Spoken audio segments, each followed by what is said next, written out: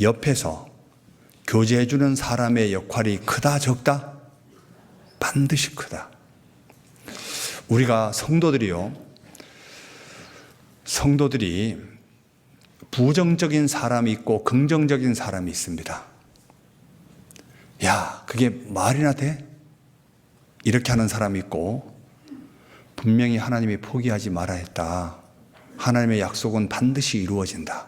이렇게 이야기해 주는 사람이 있고, 우리가 성도를 만날 때 이 세 가지를 가지고 만나면 교제는 절대로 흐트러지지 않게 되어 있습니다.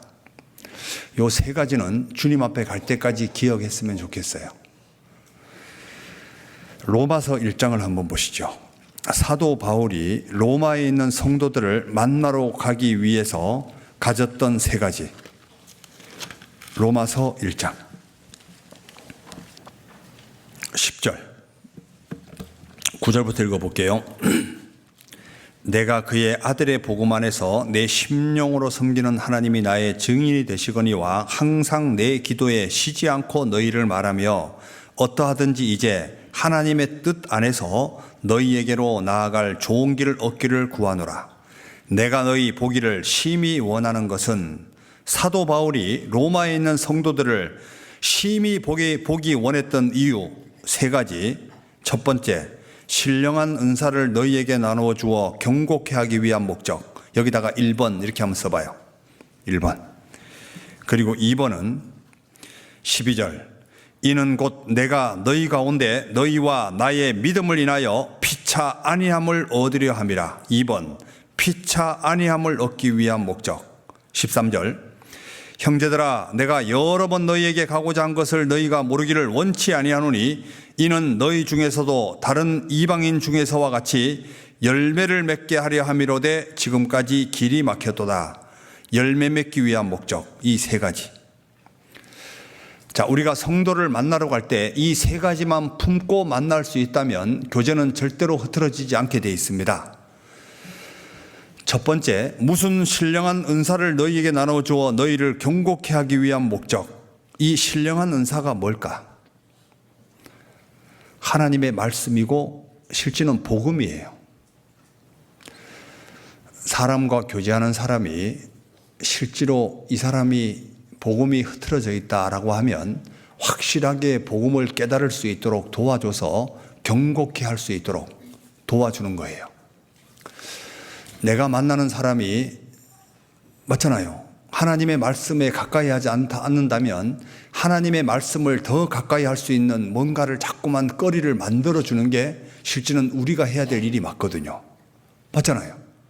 그래서 나를 만나는 사람에게 첫 번째로 해야 될 게 뭐냐면 어떻게 하면 이 사람이 말씀과 더 가까워지게 할 수 있을까? 그리고 어떻게 하면 이 사람이 신앙이 복음이 확실하지 않다면 어떻게 복음을 더 확실하게 듣게 해서 확실하게 구원받게 할까?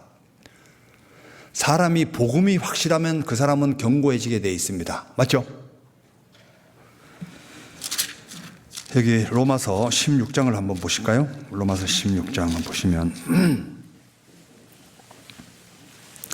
16장 26절에 보면 25절부터 읽어볼게요. 로마서 16장 25절. 나의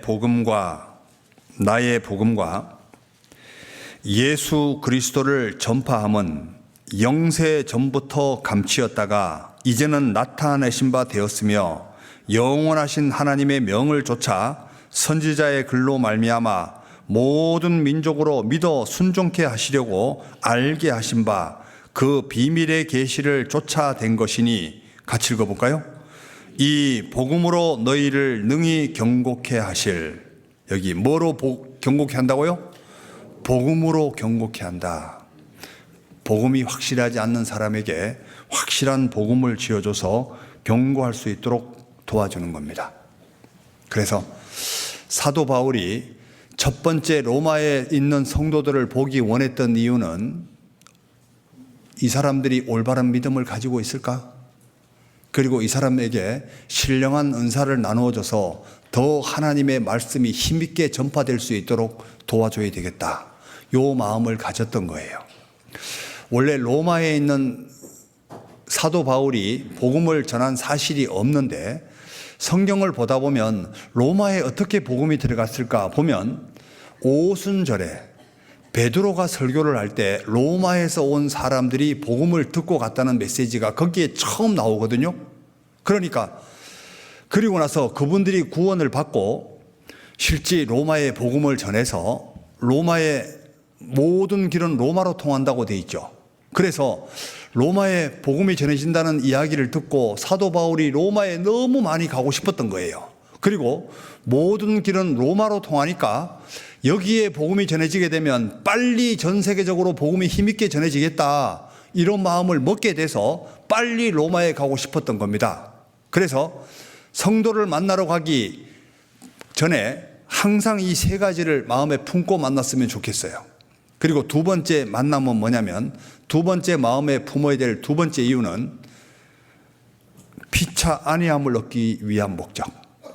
자, 우리가 신앙생활 하다 보면 힘들고 어려운 일이 많이 있잖아요. 우리가 어디서 위로받을 거예요? 안 그래요? 세상 사람들에게 우리의 힘든 걸 얘기해 주면 이해할까 못할까요? 절대로 이해 못해요. 고린도전서 2장에 보면 구원받은 그리스도인들은 하나님의 마음도 이해가고 성도들의 마음도 이해가 가게 돼 있습니다. 그런데 이방인들은 하나님의 마음도 이해가 안 가고 그리스도인들의 마음은 더 이해가 안 가죠. 그죠? 맞아요, 아니요? 졸려요? 자, 신기하게도 그리스도인들은 하나님의 깊은 것도 통달해요. 하나님이 정말 기뻐하는 것이 무엇인지 정확히 압니다. 그리고 그리스도인들은 이방인의 갈증도 채워줄 수 있는 능력이 있어요. 그리고 성도들의 갈증도 채워줄 수 있는 능력이 있다고. 이거 실제 그리스도인들은 이걸 가지고 있거든요. 그래서 정말 지혜로운 사람들입니다. 그런 능력을 하나님이 우리에게 주셨어요. 그러면 우리가 교회 안에서 성도들을 서로가 서로에게 위로가 되어야 될 거 아니에요. 안 그래요? 피차 안위함을 얻기 위한 목적. 어떤 외국 선교사로 다녀오신 분이 자녀가, 사람들은 선교사의 믿음과 자녀의 믿음을 동일시 보려고 그래요. 그래서 아버지는 저렇게 열심히 하는데 너는 왜 그러냐 이러면 열 받아요, 안 받아요? 자, 그런데 하나같이 선교사의 아들을 바라볼 때 되게 우러러보고 있습니다. 그런데 어떤 선교사 그 아들에게 누가 이렇게 얘기했답니다. 너 정말 많이 힘들었겠다. 이 말 한마디에 수년 동안 아버지 따라다니면서 고통받았던 게 그 말 한마디에 위로가 되더래요. 너 정말 많이 힘들었겠다. 알아요? 실제는 우리는 서로에게 염장을 지르는 사람이 아니라 서로가 서로에게 실제는 위로가 되는 사람이 돼야 돼요. 안 그래요? 정말 힘들고 어려울 때 위로가 될 때 얼마나 좋을까? 성도들은 사람의 말을 들어주기만 해도 마음의 위로가 돼요. 실제로. 맞죠? 옆 사람에게 이렇게 한번 얘기해 보죠. 있어줘서 고마워요. 이렇게.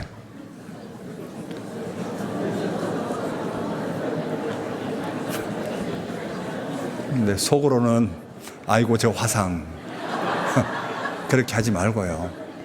실제는 옆에 계신 분들이 계시기 때문에 여기 앉아 계신 분들이 있는 거예요. 맞죠?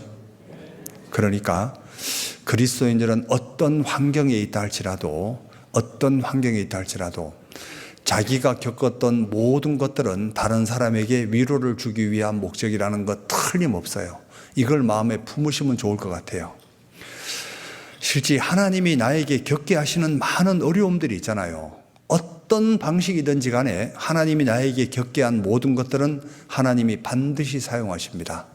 그래서 고린도후서 1장에 보면 우리가 받는 환난은 바로 너희를 위한 거다. 너희를 위로하기 위한 목적이다라고 한다면 내가 고통받은 것은 반드시 하나님이 주변 사람들을 위로해 줄 수 있는 능력을 가지게 돼 있습니다. 그래서 고난과 위로는 비례한다.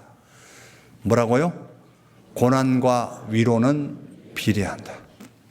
그래서 내가 겪었던 모든 것들은, 하나님이 겪게 하는 모든 것들, 이것은 하나님은 반드시 사용하십니다. 알아요? 그래서 어떻게 보면 지금 짠한 분들도 있고, 그죠? 너무 괴로워서 힘든 부분이 있습니다. 이것은 내가 하나님 앞에 올바로 살아가려고 하는데 겪고 있는 어려움이다라고 하면 이거는 정말 감사하셔야 돼요. 알아요? 그런데 내가 죄를 짓고 있는 가운데 어려움을 겪고 있다. 이건 당연한 거예요. 맞죠? 그런데 죄를 짓고 있으면서 어려움을 겪었다 할지라도 이것도 나중에는, 이걸 극복했을 때는 또 하나님이 또 귀하게 쓰십니다. 신기하죠? 그러니까 우리의 삶 전체는 하나님께 감사할 수 있는 바탕이 되어 있는 거예요. 그래서 범사에 감사하라. 범사에 뭐라고요? 범사에 감사하라. 별로 감사가 안 되는 것 같아요. 실제 그래서 주변 사람의 영향이 진짜 중요하거든요. 그래서 어떤 사람과 교제하냐에 따라서 이 사람의 신앙이 성장할 수도 있고, 어떤 사람과 교제하냐에 따라서 신앙이 퇴보할 수 있고, 그래서 주변 사람의 영향, 이게 정말 중요해요. 나를 만나는 사람이, 오늘 나를 만났던 사람이 정말 오늘 감사하다. 하나님, 저분을 만나게 해준 거 정말 감사합니다. 이게 진짜 올바른 만남이고요. 괜히 만났어. 내가 듣지 말아야 될 말을 들었어. 이건 그 사람의 신앙을 점점 더 무너뜨리는 거예요. 그래서 부정적인 말을 하면요, 자매님 안 듣고 싶어요. 그냥 안 듣는 게 좋을 것 같아요. 이렇게 하시면 그런 말을 다시 안 합니다. 아세요? 너희는 무엇을 듣는가 스스로 주의하라. 특별히 남의 말은 누가 잘하냐면 자매들이 훨씬 잘합니다. 남의 말하기를 듣기 좋아하는 자의 말은 별식과 같아서 뱃속 깊은 데로 내려간다고 돼 있죠. 그래서 되도록이면 어떻게 하면 이 사람을 신앙을 올바로 세울까, 이쪽으로 초점을 맞춘다면 교회는 점점 더 잘 되게 돼 있습니다. 아세요? 그리고 어떤 상황이 된다 할지라도 교회 중심으로 일을 진행하면요, 처음에는 힘들지 몰라요. 나중에는 반드시 두각을 나타내게 됩니다. 내가 하나님 앞에 올바로 살아가고 있는데 주변 환경은 절대로 점점 더 어려워진다. 그래도 우리가 해야 될 것은 포기하면 안 돼요. 어떤 교회 가니까 이런 표가 있더라고요. 포기는 배추 셀 때 쓰는 용어다.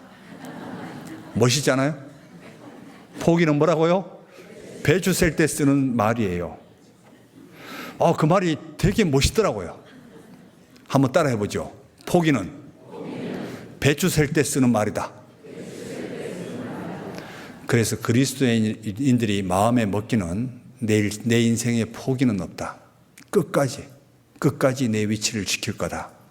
그런다면 반드시 하나님은 저와 여러분을 사용하십니다. 알아요? 죄를 지었다 할지라도 그래도 하나님 앞에 무릎을 꿇고 오는 거예요. 하나님, 잘못했습니다. 제가 다시 한번 시작해 볼 테니까 도와주세요. 그리고 자기가 정상적인 코스를 밟고 있는데 어려움이 있다. 하나님, 이거 풀어주면 감사하고 안 풀어줘도 할 수 없잖아요. 안 그래요? 주권을 누가 가지고 있죠? 하나님 가지고 있잖아요. 그러니까 우리는 어떤 상황이 되더라도 아무리 힘들고 어렵다 할지라도 버틸 수 있는 힘을 달라고 기도하셔야 돼요. 하나님, 제가 이걸 견딜 수 있도록 있는 능력을 달라고. 하나님의 계획 속에 있다면 제가 포기하지 않고 끝까지 견딜 수 있도록 능력을 달라고. 이게 실제로 올바른 삶이에요. 그래서 믿음은 점점 더 자랍니다. 뭐라고요? 믿음은 점점 더 자라요. 믿음이 점점 퇴보할 수도 있고 점점 자랄 수 있습니다. 이것은 나를 스쳐가는 사람들이 어떤 삶을 사냐에 따라서 반드시 영향력을 미치게 돼 있다고.